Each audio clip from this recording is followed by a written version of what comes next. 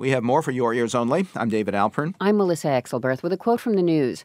I leave my own personal views at the door as a judge does. That was Professor William Schabas, a Canadian expert on international law and critic of Israel's Palestinian policy, after Jerusalem criticized his being named chairman of a UN commission to investigate possible war crimes in the current conflict over Gaza, where a 72-hour truce was to expand to 5 days. Now this.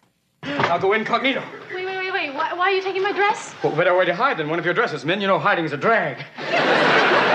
San Francisco, where God Save the Queen has a different meaning. Yes. You don't know about real loss, because that only occurs when you love something more than you love yourself. I doubt you've ever dared to love anybody that much. Mr. Lancer, what will your pleasure be? Let me take your order, jot it down. You ain't never been like me. And there ain't never been a performer quite like Robin Williams, from comedy club stand-up to a TV debut as the alien in Mork and Mindy to winning an Oscar for Good Will Hunting and voicing the genie in Aladdin. Not to mention Good Morning Vietnam, Dead Poets Society, Mrs. Doubtfire, The Birdcage, Creepy, Insomnia, and 1 Hour Photo.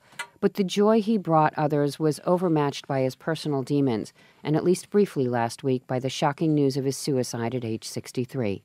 Tributes came from David Letterman, Jimmy Kimmel, Jon Stewart, Stephen Colbert, Ben Affleck, Matt Damon, Minnie Driver, and millions of fans across the country and around the world. Details of his death came slowly. First that he was battling chronic depression, then a recent return to rehab, finally word from his wife of early Parkinson's disease. Well, it seemed absurd that a man who could make the world laugh should be so pained himself. It's not uncommon, psychologists say, indicating a clear connection between comics, depression, and bipolar disorder. Indeed, the Laugh Factory in Hollywood, owned by a friend of Williams, even retains a psychologist to work with its comics. She's Ildiko Tabori, Ph.D., and for your ears only, she's on the line now to talk about it all. Welcome to the program, Doctor. Thank you for having me. Is depression and suicide really more common among comics than other aging white males, or are we just more likely to hear about it and be struck by the contrast of their comedy and personal tragedy?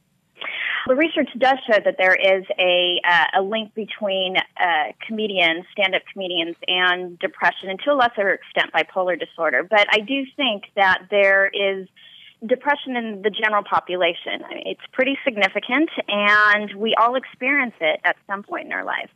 Are comic sensibilities and manic depression two sides of the same coin with common roots in brain chemistry and function? I don't necessarily think that there's a relationship between bipolar disorder and comedians, but there is a honing of comedic skills in younger years, especially when it's surrounding depression. Depression, I believe, predates the entrance into this field.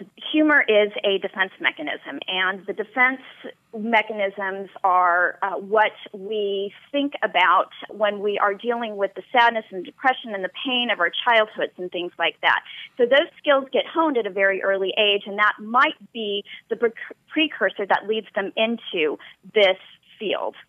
Williams once said stand-up is the place where you can do things that you could never do in public. Once you step on stage, you're licensed to do that. Do the comedy clubs provide comics a place for sort of self-medication beyond booze and drugs, a kind of talk therapy for those who feel they don't fit in most other places? I frequently say that being on that stage is therapeutic, but it's definitely not therapy. I think that the comedians do work out their personal pain up on that stage, and they put a comedic bent to it, a funny bent to the pain that they already are feeling. But it's not completely allowing them to work through the pain, and that's why I'm there, and that's why we're there as a team in terms of providing the treatment over at the Laugh Factory.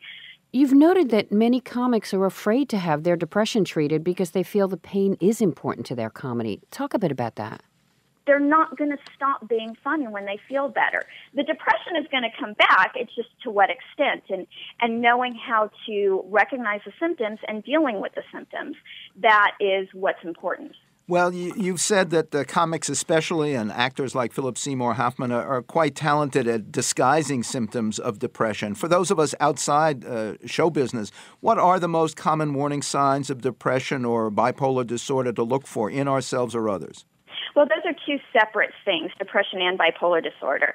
But one of the things that we do need to recognize in depression are, changes in sleep patterns or changes in appetite. Somebody's gaining or losing weight rapidly in a very short period of time, there might be something going on. If somebody's sleeping a lot or they're not sleeping enough and they are constantly fatigued, that is another indicator. Things like isolative behavior is a big one. Lack of motivation, something we call anhedonia, which is an inability to experience pleasure in everyday life. And another big one is anger and irritability. Those are symptoms of depression. And if we see those symptoms, what's the best way to get someone the evaluation and care they need? When you're in the middle of, especially a manic phase, there's not a whole lot anybody can do. There's not a whole lot that I can do as a professional other than, provide the support and get them the needed treatment and medication that they absolutely 100% need. When people are in a manic phase, unfortunately, there are two things that happen. They either end up in jail or they end up in the hospital, and that's when those things start to get treated. But I think the best thing that we can do when we are noticing that somebody is going through these experiences, especially with depression, is to talk to them about it. I think we are afraid to ask questions that are kind of scary, like, how are you doing? What can I do to help you? You seem like you've been spending a lot of time alone, or you've lost a lot of weight. What's going on? We're afraid of those answers. How does news of a suicide like Williams, and especially details of how he did it, affect others who suffer? Afterwards, do more people seek help or follow his footsteps?